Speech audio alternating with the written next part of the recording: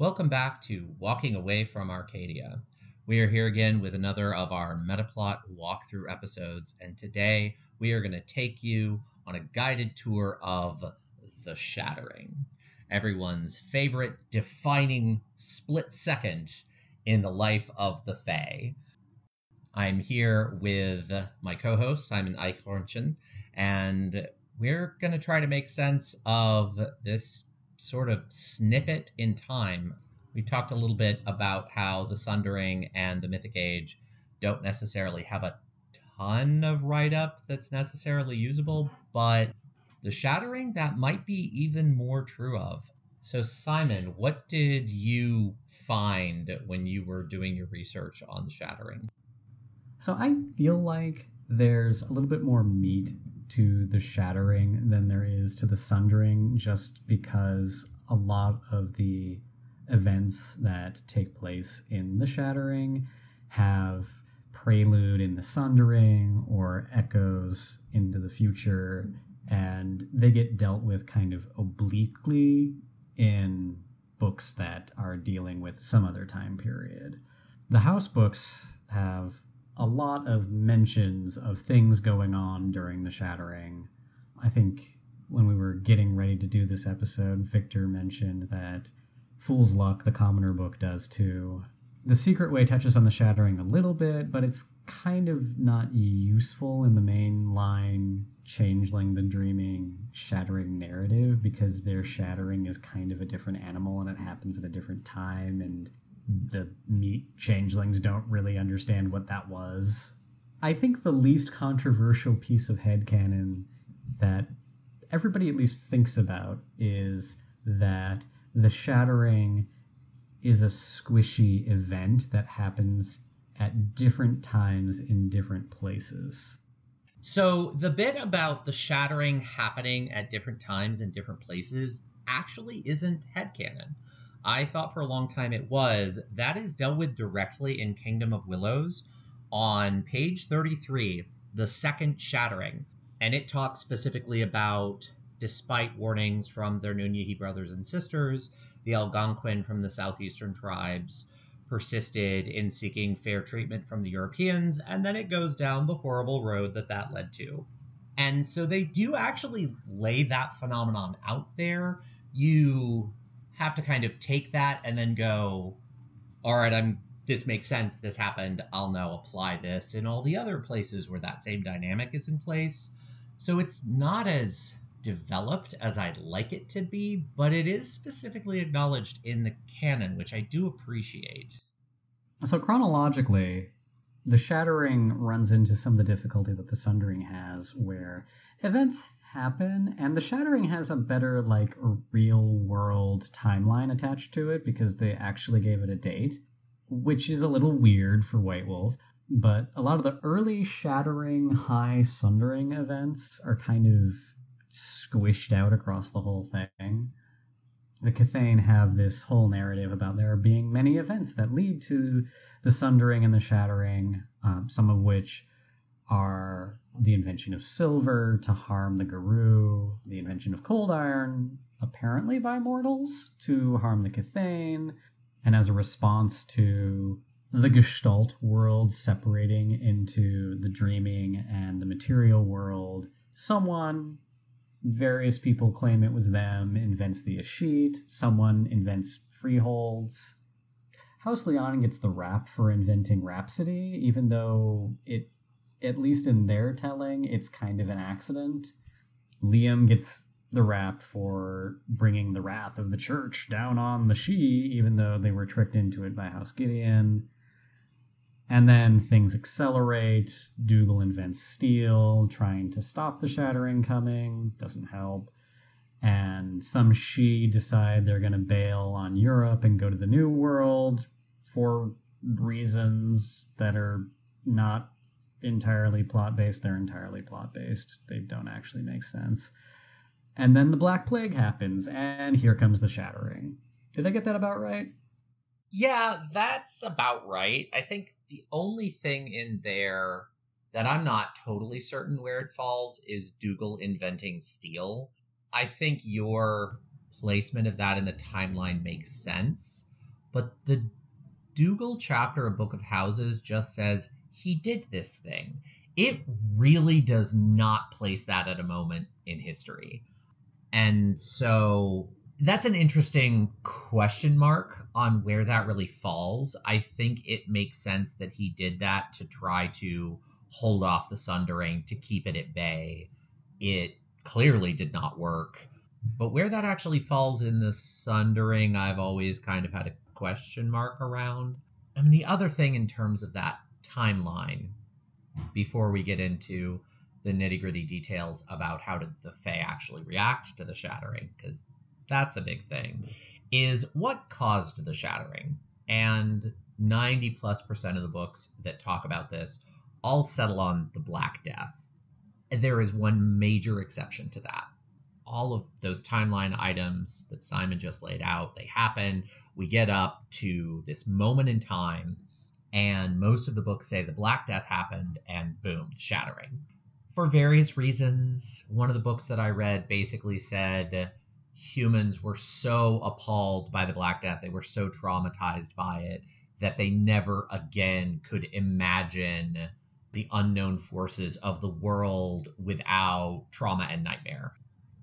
Given the cycle of plagues throughout human history, I have a hard time with that one, but there's some version of that in the vast majority of Changeling books. And then there's Isle of the Mighty. Isle of the Mighty was explicitly a Mage Changeling crossover book, and so there's a bunch of Mage folded in there, and they were telling a story that was about that crossover, so it wasn't as Changeling-centric. But that book really told a different story. I think it might have mentioned the Black Death, but its primary narrative is the Order of Reason ascended, and they looked around and said humans shouldn't be afraid of supernatural things anymore, and we are going to reshape the world into a safe place for humanity to be. They should no longer need to give offerings and fear the dark and the wild places. We are taming the damn world. And it presents this story where the Order of Reason starting to do that is really what caused the Shattering. The Sundering was about a slow, creeping change in the relationship between mortals and fairies, and then that shift with the Order of Reason was a very rapid, sudden thing. And the Shattering itself is described as basically happening over a year's time. Like, it started, the Fae freaked out, and they had a year to decide what the hell they were going to do and get out. And that ends up being the actual, like, political story. But the question of what caused it is interesting, because the Black Death was not the same across all of Europe. So, I don't know. Simon, what's your take on those possible interpretations? I think you're right that the Black Plague in Europe is the most common reason the canon sources give for the Shattering, but it also requires a narrative lift that they didn't do with what would become the Meat Changelings with the Cathane. In Secret Way, the Inanimate have this whole thing going on where their society is very slow to adapt to things, because of course it is, because it's the natural world, and the natural world goes through change, but it's a cyclical change, and the Shattering is completely outside of the cycle, so they don't know what to do, and by the time they start to react, it's too late. They needed to do that same lift with what would become the human changelings in order to make the Black Death a thing that happened fast enough narratively to cause chaos. In history, I don't remember the exact numbers, but the Black Death sweeps over Europe in a number of years. I think it was closer to decades by the time it was over. But that's plenty of time for everybody to go, oh, I'm going to come up with a plan. So I think that the idea that the Shattering happens fast makes more sense without that narrative lift. And I like the idea that the Order of Reason is the impetus behind that. The only thing I would have to really kind of tweak there, and this might just be me being weak on Mage, but the only thing I would really want to tweak there is I would want it to be kind of a spontaneous thing that happens in multiple places around the world at the same time, because one, that's kind of how invention happens, and two, that makes it so that there are multiple conspiracies that are culturally appropriate to do that. Because the Order of Reason, every time I read something about them, was very Enlightenment Europe. So Mage does actually have the pieces for that. It's just the Order of Reason is the only one of those conspiracies that has anything I would call vaguely close to adequate word count. In the Middle East, you have the Makhtashaf al-Nur. In Asia, you have the Dalolaushi. So those groups exist. They certainly don't cover the entire world, unsurprisingly, just because of World of Darkness's track record. Africa is really left out of that, and so is India. India really should have a group. I have opinions on that, but India would definitely have a group equivalent to the Order of Reason, likely centered in Kerala. So I don't think that's a big lift to make. I think they set the pattern for that in a lot of their writing. You just have to kind of repeat it in a couple more areas of the world. I think what you could do that would be interesting there is to really tell a different story about how did the rise of reason impact different groups of Fae, and how did their shatterings vary, because the relationship that the Makhtashaf al-Nur, or say a group in India, would have, where those cultural groups weren't tied to something like the Catholic Church and didn't have a mission of wiping out older beliefs, would there have been a shattering, or would there have been just a major reshaping? Would it have been a shattering but very different? I mean, this is a lot of white space in Changeling that I think would be fascinating to fill in, but it is definitely not addressed anywhere in the canon. Those are some of the dynamics around what caused the shattering, what real world events or groups might have led to this sudden distancing of the lands of Faerie from the physical world. The next, more interesting plot point is really, what the hell did the Fae do about it? And this is an area where you get several books that retell the same story from slightly different points of view. And the story is roughly, the shattering started, and most of the books acknowledge that the Fae knew something was going to happen. There are several books that have write-ups on leading up to the shattering, the pre-shattering premonitions. But all of the books sort of say that the Fae could tell something was coming, but they really couldn't tell what the hell it was. Dark Ages Fae mirrors this. Dark Ages Fae has a whole story about the War of Seasons, and that the Fae knew that was going to come to an end, and then everything was going to be different, and it was kind of end timesy, but they didn't really know what that was all about. And that's mirrored in a lot of the Changeling books as well. So the shattering starts, and the Fae flip out. The Sidhe, the nobles, all go running for the Silver Gate. And sometimes the Silver Gate is a singular location, and sometimes it's the closest gate to Arcadia. I find the closest gate to Arcadia is the more common writing. So I think the intention is that the Silver Gate was like a location in the dreaming, maybe the near dreaming, that led directly to Arcadia, and then had trods that opened up into various places in the Autumn world. That to me is the interpretation that makes all the different write-ups in the various books all kind of work together. So that's how I interpret it. You can interpret it how you want to. And the Sidhe, by and large, go, holy crap, banality is coming for us. These echoes we've been dealing with are transforming into something much more terrible, and the gates are starting to close. The trods are withering. We got to get out of here.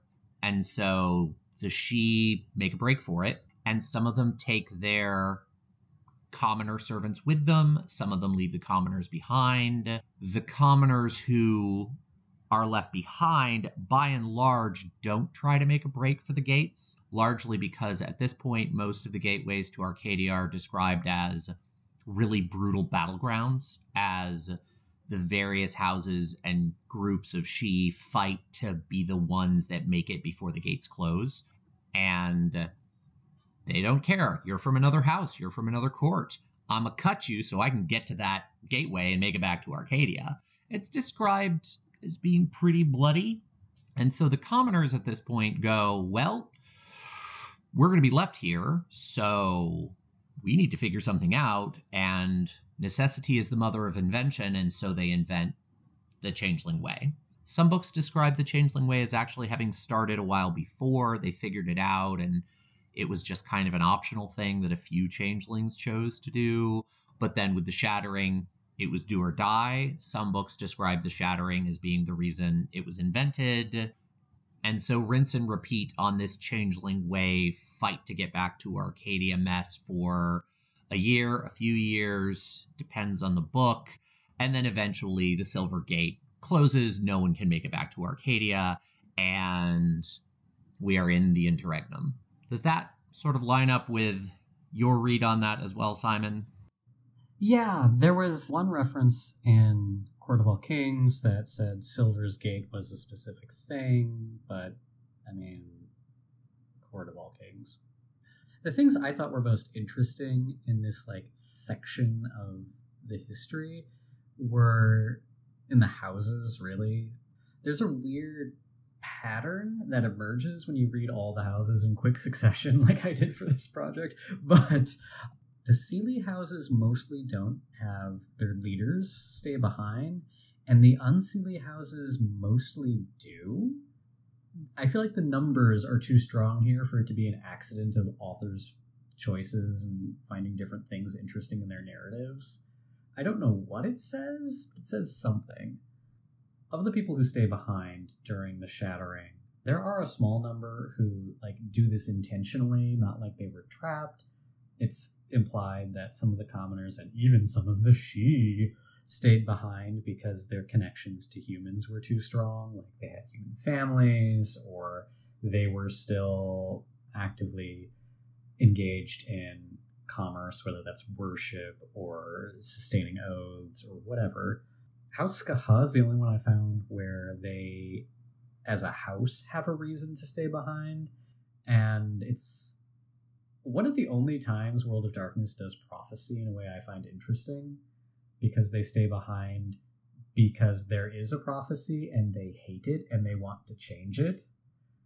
So I thought that was an interesting thing, even if it might be futile. The other house that stayed behind, even in the original write-up, was Liam, but they didn't have a reason to stay behind. They just weren't let back into Arcadia, which is super weird. Because and you end up bumping into weird stuff in the C20 age with a lot of the Shi staying behind stuff, because in older Changeling, Skaha were the only ones who figured out how to be Autumn Shi. They didn't have a word for it. They were just Skaha. And in the narrative, that was the reason they were commoners, and that's the reason all the other houses looked down on them, because they lowered themselves to do the thing the commoners did. And I don't remember where I read it. There was one narrative element that either implied or said that the Changeling Way was originally a punishment that they imposed on Fae they didn't like very much. Actually, it may have been Dark Ages Fae. The fate for any Shi who stayed behind in older Changeling was either you join House Skaha, you die, or you become a lost one. In C20, with the introduction of Autumn Shi as a thing any Shi does, if they have a reason to, then the question of what happened to the lost ones in this version of the narrative becomes a thing. Yeah, and lost ones are written up differently in Changeling the Dreaming. They're basically written up as the worst bedlam-ridden Fae who hole themselves up inside of freeholds and just go completely off the deep end and then disappear into the dreaming. I think I even remember, and I'd have to go back and dig into it more, I think I even remember a hook where basically old lords of some of the freeholds that fell during the Shattering they sort of got sucked up into the dreaming side of those freeholds, went completely insane, and then when the freeholds reopened and other fae claimed them, it was basically like a haunted house story. There could be a lost one buried deep in your freehold's story, and they crop up and corrupt the dream, and you need to quest in and find them and fight them. I think that's pretty close to what they transformed the Lost Ones into. I mean, that's good for a very particular type of chronicle. I don't mind that as a hook for like a genre take on Changeling. I don't know how broadly useful that is from like a meta plot standpoint. There were a couple of house stories about trying to take the portals and escape, where the battles at the portals are described, and sometimes it's other she, and sometimes it's dark things they're fighting. The implication seems to be that they're Thelain, but Victor found a reference to the lead up, maybe the aftermath of the Shattering, where the Unseelie court is blamed for breaking the seasonal power sharing thing because they're the first ones who did it and they wouldn't give up power. And that trauma forced a bunch of otherwise Seelie changelings to embrace their Unseelie nature. And given the way 2nd edition treats Unseelie nature as if it makes you a monster, it could be that the original thought was that the things the nobles were fighting to leave were actually just maddened, formerly Seelie commoners. Yeah, it's in Fool's Luck, and it's under the heading The Shattering Begins on page 20, The War of the Courts. And The War of the Courts reads a little bit like a stand-in for The War of the Seasons from Dark Ages Fae, but it's described as happening much later. It's described as happening right in like the last 120 years before the Shattering. They actually give dates for everything in Fool's Luck, which is weird for Changeling. The War of the Courts begins in 1215. The whole premise is the Unseelie decide that to stave off the Sundering, they have to release chaos on the world, because if everyone's terrified, then they'll believe again, is the premise. Which is something I've used before. I kind of like the idea of nightmare as the immune system of the dreaming. Like when there's too much reason going on, all right, time to roll up our sleeves and drop some nightmare on the world and make people afraid again. So I kind of like that idea. What was interesting to me is it was the first time I saw an argument that the first people that were unwilling to cede power were the Unseelie, because that is a major reversal of the entire political argument in Changeling. And it's something that if you dropped based on some Remembrance rolls could really tweak your political games a lot. And I'm just surprised they never did more with it. But it does also bring up the interesting point that you make about maybe those dark things are just fallout from this war, and the Fae who got their legacies and their court relationship all screwed up as a result of it.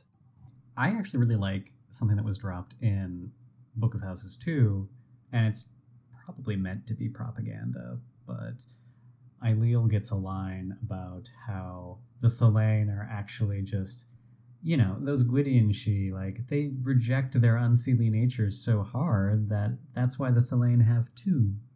They're just projections.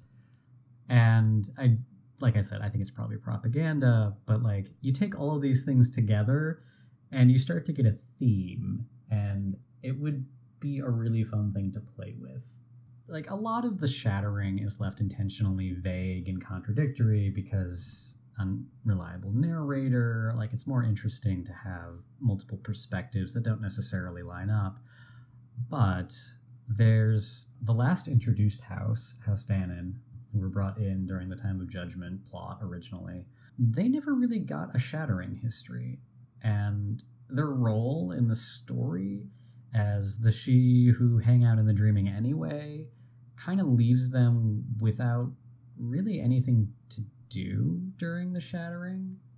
If you factor in House Baelor's overarching kind of conspiracy to gain control of the Trods and wreak vengeance on the Shi as the inheritors of the Tuatha's legacy, you can find a place for them in kind of being a counterpoint to House Baelor in the Unseelie Court, because for some reason Danon are nominally Unseelie. I have a hard time with Danon for a lot of reasons, but this is an area that when Simon and I started talking about it, and he really posed the question, like, what do you do with Danon any time before the Red Star or the Evanescence, depending on which version of that you're running with? And they're described as being the Wayfinders. They're described as really having an ability to navigate the dreaming that is on a whole different level from anyone else. And that was really Balor's shtick previously. Balor has this whole story about guiding the Shi back to Arcadia, but it kind of being a plot to screw them over. And it never totally made sense. Like, I always kind of felt like, all right, Balor, they were at their absolute weakest, and your plot was to legitimately get them back to Arcadia. If you instead have a story where House Danon was responsible for doing that guiding, like they weren't present in the Autumn World even before the Shattering, because that's the way they're described. They're described as not really wanting to have fuck all to do with the Autumn World, so they're the keepers of the Silver Path, and interpreting them as nominally Unseelie, but also acknowledging that they're only written up in C20, so they're nominally Unseelie with the C20 vision of the courts, which is Unseelie is just more chaotic. It's not nightmare, it's not evil. So taking that into account, there could be a really interesting thing where Danon was legitimately interested in helping the Shi. Maybe they lean a bit more chaotic because they're always in the dreaming and they're capricious, but ultimately they are Danon. Like, they're the bearers of the Tuatha Dé Danan's name. They're going to be closer to that than anyone else. So they really did want to help the Shi make it back to Arcadia. And maybe Balor is also very good at all the things that they're written up as being good at. And they also guided the Shi and were trying to subvert them, but they had to do it in a way where Danon didn't catch them. And that creates a story where you can have the handful of Shi that were shoved off the Trods by Balor. You can invoke them, have them come back as insane lost ones. But it makes sense that most of the Shi made it back, because at the end of the day, Balor did not have free reign on this plot. It's also a much more interesting story, and it creates a space with some really interesting conflicts between Danon and Balor when Danon actually does come into the Autumn World. I sort of interpret that as the Evanescence brought back all these nightmares, but also this like one weird forgotten Tuathan thing. And how would Balor react to that? Especially when this old nemesis comes back at a moment when they should really be ascendant. The Evanescence is great. Oh god, here's Danon. Crap. Right, and because Balor's house story kind of retcons when they came back, because although they are an Unseelie house, their house story talks about how they came back during the Resurgence War and after that, but they also came back during the Resurgence War. They've had 50-ish years to work on their conspiracy to like trap all of the Shi and the commoners, I guess, on Earth, while the Earth is barreling towards a banality winter, because Concordia is supposed to be America, and America's tragically bad at planning, not noticing that suddenly their old, sometimes enemies, House Baelor, control most of the Concordian Trods. Oh well. Never bothering to look into, like, what happened to all those people who were coming down from Arcadia during the Resurgence? And, like, I remember there were fell beasts, and don't they have a thing with House Balor? And then House Danon comes back, and suddenly House Balor is like, well, shit, now they have some silver paths again. Yeah, and I mean, I think we'll probably dig into this a lot more when we get to the Resurgence story and the Evanescence story. In terms of thinking about the Shattering, if you wanted to run the Shattering, if you wanted to do that in a game, casting Danon as this guiding hand and Balor as trying to subvert that guiding hand creates a really interesting dynamic, especially because they are both technically unseelie, although Danon only barely unseelie, the way Skaha is only barely seelie. And I think that creates a really fascinating narrative, especially around the Silver Gate itself, because I could see Danon trying really hard to broker a peace, trying to stop all the fighting that prevented the maximum number of Sidhe from escaping, and there being a really fascinating political story there.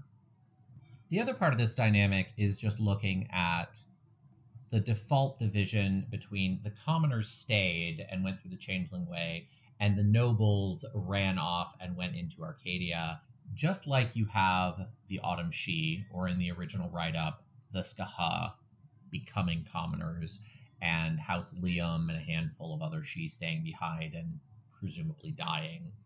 There is also a plot point about the commoners that went back to Arcadia, and some of them do come back with the Arcadian Sidhe in the Resurgence, so there's a question about what would that have really looked like? What would those politics and those allegiances look like? There's the obvious approach that the commoners that were bound to their nobles had to go with them and continue to support them.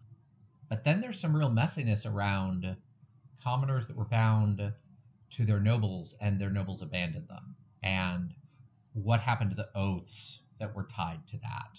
There are some really interesting plots in some of the books that deal with oaths that were broken, but because everyone forgot the oath, the Dreaming wasn't really enforcing it anymore. And then as soon as someone remembered it, then the oath went back into effect. And that's an area where you could really use some of these messy political dynamics that happened in the War of the Shattering and draw them forward into your current game. I think it's probably one of the more applicable plot points, the easier to actually tap. And there's some canon word count given to what happened to the commoners who got abandoned, but were bound to a house, and how they took up their house mantle and brought that house forward into the brave new world of the Interregnum. And the easiest example is House Dougal, because they have an entire guild structure that emerged after the Shattering.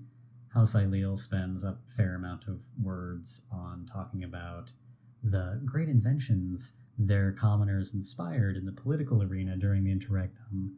But most of the houses spend a little bit of time talking about the freeholds that were left behind, that commoners took up residence in and became caretakers of.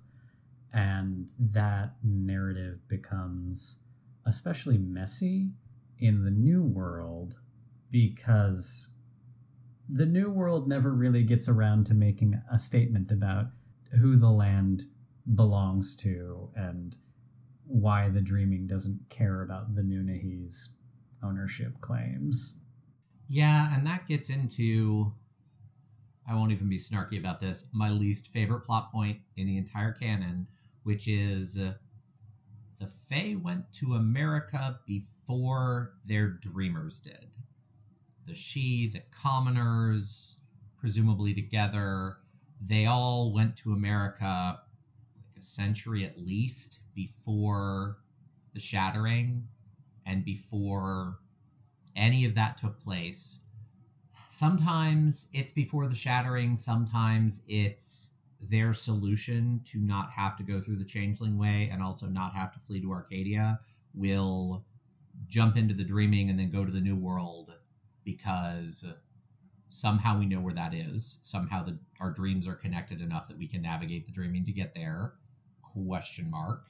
And the Shattering's not happening there, so yay, escape. And that's really used to justify the entire narrative about the Sidhe coming back during the Resurgence and laying claim to old freeholds that they owned they'll occasionally slip up and forget the timing of that story and say they've held these freeholds for thousands of years. Those are always fun moments.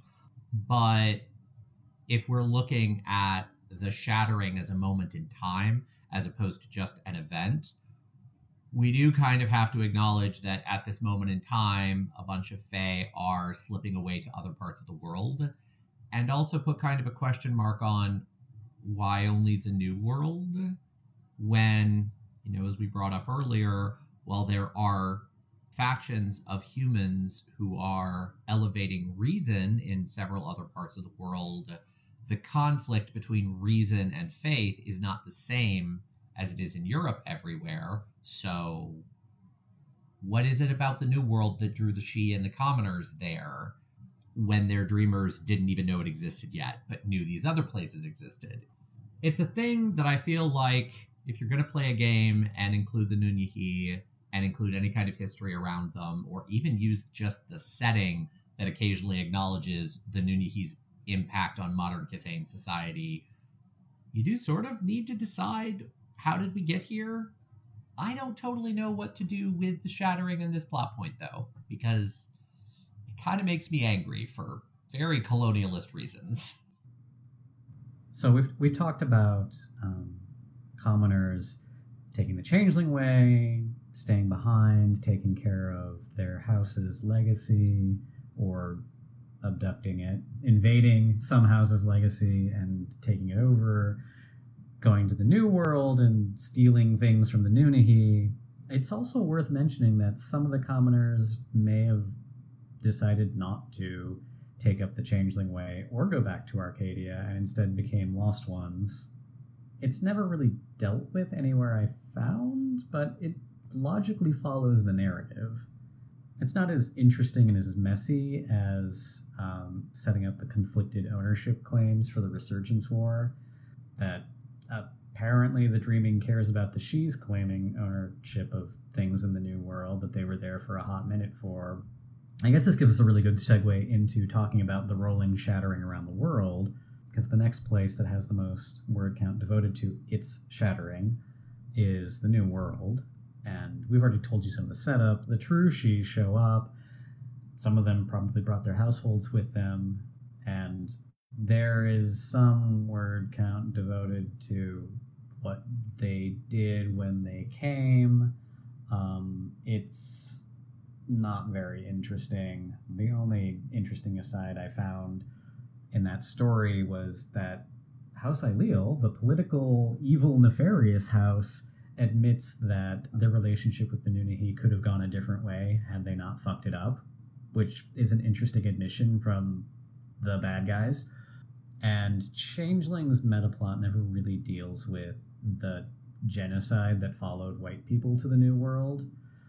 There are a lot of question marks in the New World Shattering. There's no real discussion dedicated to the Indigenous Fae ever having a divide between those who want to go back to the Dreaming and those who want to stay for a variety of reasons.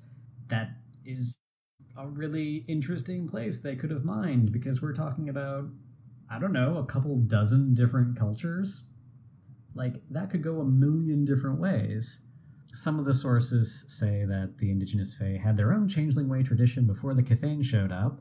Others say that they learned it from the Cathane. God knows why.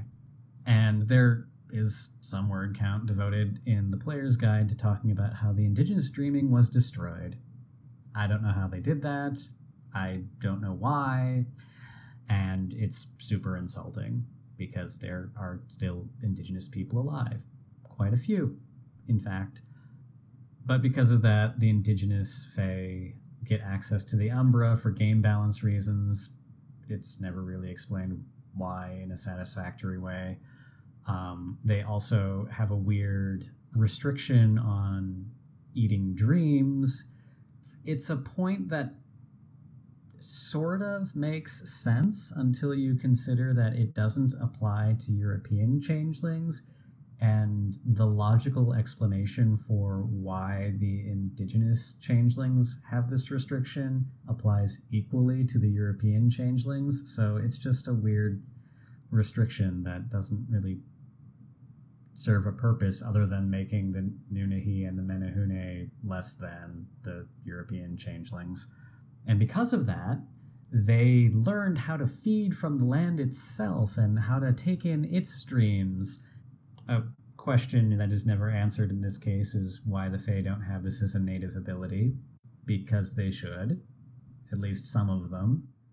Especially around the Epiphany thing, there's so much story about the Cathane having a long-standing history of these various epiphanies and ravaging, and really kind of a mythic age invention of Rhapsody story with Leonin. And then with the Nunyehi, it's this really weird, they learned how to gather from the land because all their dreamers forgot them, which that plot point is really messy and problematic. And wrong. I mean, it is an inaccurate representation of these cultures and their modern manifestation. And, I mean, the thing that really jumped out at me that relates to everything you just described is in Shadows on the Hill. They don't just say the Menehune learned the Changeling way from the Cathane. They give a moment and a character, Jack Doggins, who found the Menehune after they retreated to the distant isles away from people so they could continue to exist as Fae. And then he shows up and he's like, oh my god, true Fae, what's going on? And they're like, oh my god, what are you doing inside that meat? That's nuts. And he explains it to them, and he teaches them how to become changelings, but they work just like the Nunyehi. And, as Simon mentioned, there are other books that are very clear that the Nunyehi had this different tradition. It's occasionally described as intrinsically different. It's about a relationship with the priests, I'll say. Asterisks next to that term. It's not a perfect translation, but the spiritual members of the tribe who had a relationship with them. And that's maybe part of why they behave a little bit differently, but then the Menehune just learn it from this knocker. Yeah, and there's a really gross implication that they, ate him or something.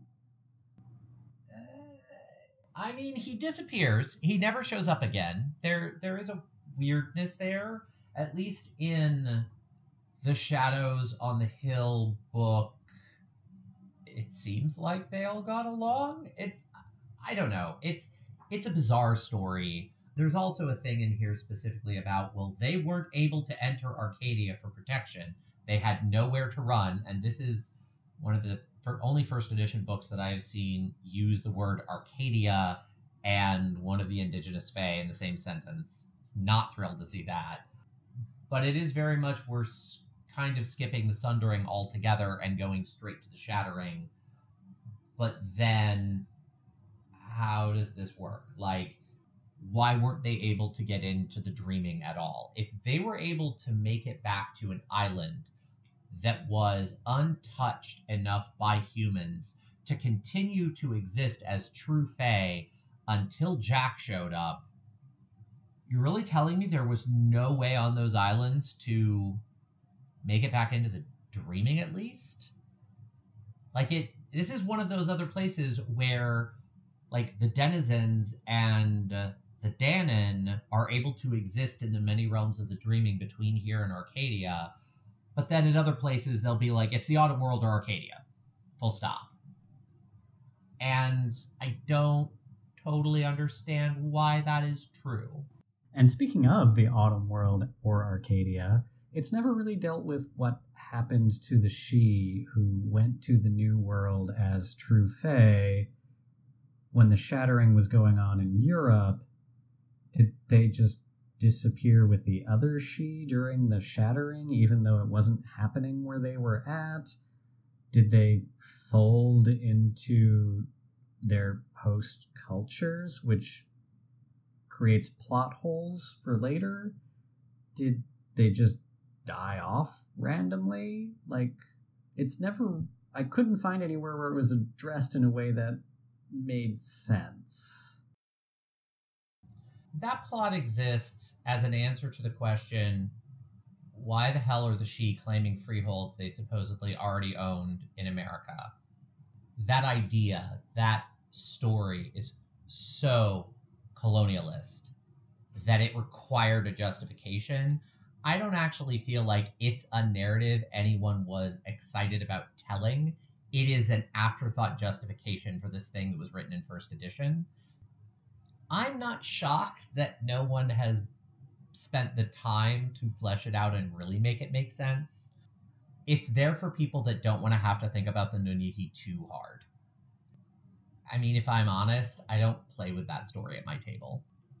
The couple times that relationship has come up, and I have played with the reshaping of the anime and everything else at my table, I have totally written that out. I have written that in as a narrative that when the Shi came back, they forced on everyone through naming and sovereign and other reshaping techniques that they only had in the, fiery power of the resurgence, and that they basically tailcraft retcon with resurgence boost. I do not have it as a thing that really happened, because it's such a mess. The fact that in order for that story to work, you have to have glens that have been transformed into freeholds, into the kind of structured stories the Shi are capable of claiming. That has to have happened in the New World before European humans got there, and the Nunyehi apparently were okay with that, even with the story we have that the Nunyehi can't access that type of glamour, so it requires the Shi to have literally full 100% have done a colonialism before European colonists. I can't look at that story and not retcon it. I can't. It's another point where, it was never a fully conceived thought. The European Shattering has a lot of consequences that logically follow from it, like the commoners having this, variety of things they did during the first little bit after the Shattering, and the Shi having their 600-year amnesia thing, regardless of whether or not we think that's a very interesting plot point, and leading to resurgence. The New World Shattering doesn't get any of that. There's no resurgence plot. The Nunyehi and the Menehune are irrelevant to the dreaming metaplot in every meaningful way. They just come up as footnotes to some discussions about nobles having alliances and oaths, and there's one pre-gen character in Secret Way who has relationships with the Nunyehi as part of her background. For as big a deal as the whole story of dreaming happening in America is, it's never dealt with the fact that it is happening in America specifically. Well, and I feel like the Changeling writers and devs wanted to deal with that, or else the Nunyehi wouldn't have been written in the first place. And there are a few books that give the Nunyehi some pretty substantial word count. Kingdom of Willows gives them a lot of word count. I think Kingdom of Willows is probably the best book for looking at the Nunyehi Shattering. And I like that it gives them that word count, but it's also super duper regional because it's a region book. And so it doesn't work as a broad reference point. It just seems like something that, when you get down to it, a random assortment of white writers are never going to be good at telling a story that centers on colonial dynamics because it's invisible to us. I do my best, and I'm well aware I don't do a good job. There were only so many indigenous writers, even though White Wolf has a better stable and always has had a better stable of indigenous writers than, writers from other cultures. Looking at you, Year of the Lotus. It's still not enough to tackle this kind of plot. And when they decided to acknowledge it at all, they opened a door that they really did not have the resources to walk all the way through. And I think that that plot really starts with the Shattering, because you have this whole thing about European changelings already being in America during it, and that just creates a lot of plot threads that go off into, I don't even want to say white space. White space implies a shape that is made by the presence of other plot points. It just wanders off into completely undeveloped area, because to develop it would have turned the whole game into a story about colonialism. And that wouldn't have sold very well. And then the last place the canon deals with that should give us information about the Shattering is Asia, because we have the source book, Land of 8 Million Dreams, and it's a dreaming book that takes place in India, China, Vietnam, Japan, Korea, Mongolia, I assume. So, thanks for listening to our discussion about the Shattering in Changeling the Dreaming, and we hope that you join us for our next Metaplot discussion. Yeah, that more or less sums it up. Man, I wish that joke about saying the word Asia and then immediately going into the closing weren't so accurate, but there's no Shattering there because it's a completely different game. The one thing that's kind of weird there is we do have a couple Asian fairies, not Kith, not changelings. We have 2 Indian Adheen. In Dreams and Nightmares, we also have the Rakshasa that show up as a deep dreaming true fae thing you could run into. So India is at least acknowledged like in the dreaming, but not as a complete thing in any way, shape, or form. So we have the Jinn now with the C20 Player's Guide, but that doesn't really get all the way into sort of Shattering implications. It presents a series of new modern options and locations, but they did not have the word count to go all the way back through the Mythic Age Shattering, Sundering story in the context of that book. Much as I wish they had, given the scope of having one book and everything they tried to cover, I don't really begrudge them that oversight. That's just a budgeting thing. So, question mark? Like, there are plot threads that lead there and nothing developed. I don't know. Is there a headcanon that you have to fill that in, Simon, or is it just not knowing what to do with that? The entirety of Asia Land and World of Darkness is a big blank spot for me, because I read Land of 8 Million Dreams, and it took a lot of drinking to forget it. And I read The Kindred of the East when I was younger and more easily entertained. It's a book that exists, I guess. The entire Year of the Lotus phenomenon is a thing I'd rather forget. The 2 Indian kits that show up in Denizens of the Dreaming, well, you've heard our review of Denizens of the Dreaming by now, I'm sure. In a lot of the same way the Nunahi don't fit into Dreaming, Denizens don't really fit into Dreaming either. They're tonally and thematically different. They're systematically different in the terms of rules. Like, it's just a really heavy lift to make them fit. And I don't think there's enough of a lift any individual storyteller can do to get 8 Million Dreams to work in Dreaming. You might be able to get Denizens to work. You might be able to get the Nunahi and the Menehune to work. But I don't think you can get the Asia source book to work. So I don't have a headcanon for that. Yeah, I have the outline of a headcanon that really doesn't have to do with Asia at all. It has to do with America. Because we've talked about this before, Changeling is really a game about diaspora. It's a game about being out of place, and whether that's out of place in your community, out of place from the mainstream community, out of place away from the land of your origin, even going out of the in-universe description of it, even being Americans, taking a sort of White Wolf at the time Changeling was invented centric view of like what is the origin of this game.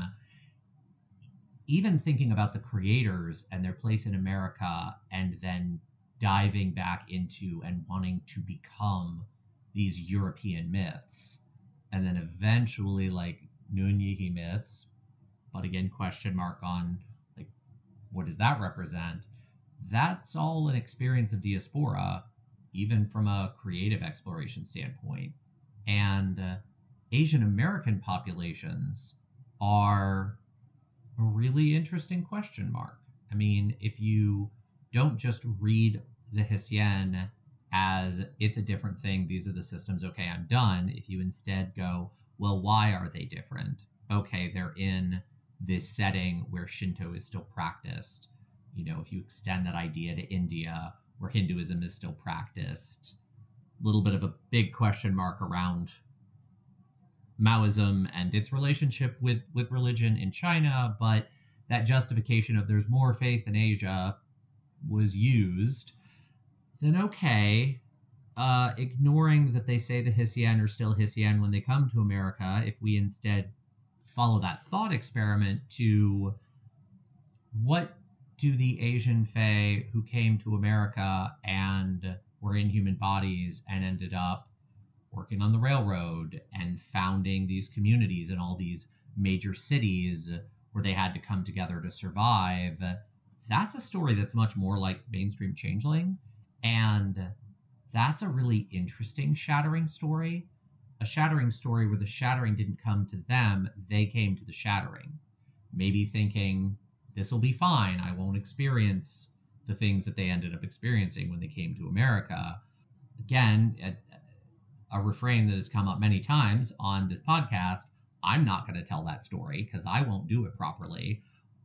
But I feel like there is a story there.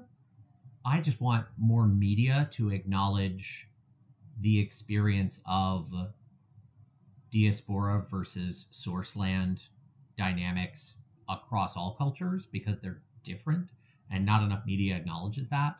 I see a lot of people who live that experience talking about it, and I'm beginning to see it reflected in media that Asian Americans are creating that's no longer being driven only by white perspectives, but it's only a little bit. And I feel like in Changeling, there's a big story there, but that's exactly the kind of story that White Wolf avoids telling. So, like, it's an outline, but I don't quite know what to do with it. So those were mostly the canon plot points around the Shattering in Changeling the Dreaming, and some of the questions and potential resolutions to plots that never got finished. Thanks for listening to this conversation about Changeling the Dreaming's Metaplot, and we hope that you come back and join us again for the next time we talk about the plot.